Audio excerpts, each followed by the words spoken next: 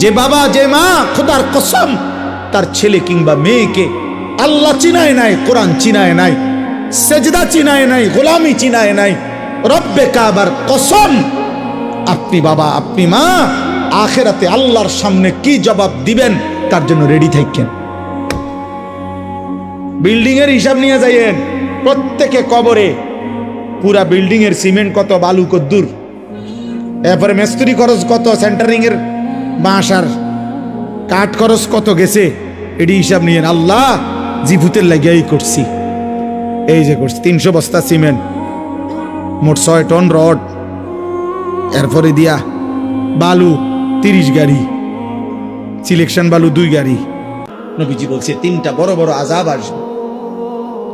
একটা হলো মাটি সহ ধসিয়ে দেওয়া হবে। মনে করেন আমরা এরকম বসছে, একসাথে মাটি ধইসা সবাই দাফন হয়ে গেছে। 2 নম্বরে মাসখুন, চেহারা বিকৃত করে দেওয়া হবে। 3 নম্বরে কাসফুন, পাথরের বৃষ্টি বর্ষিত হবে। বিশুদ্ধ হাদিস, তিরমিজি শরীফের হাদিস। সাহাবারা জিজ্ঞেস করছে, ইয়া রাসূলুল্লাহ মাতা, কখন এমনটা হবে?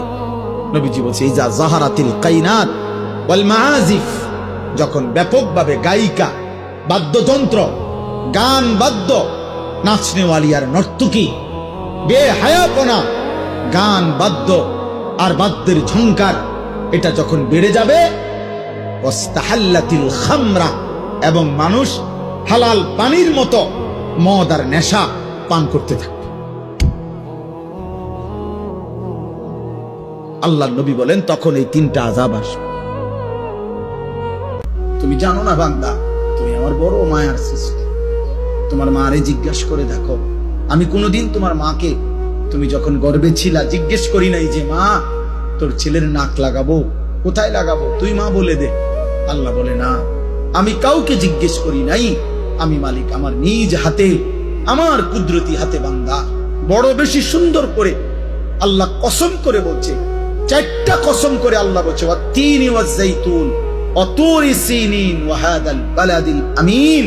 আল্লাহ বলছে কসম বান্দা, কসম কসম কসম, আমি তোরে মানুষকে বড় সবচেয়ে সুন্দর করে আমি আল্লাহ সৃষ্টি করেছি,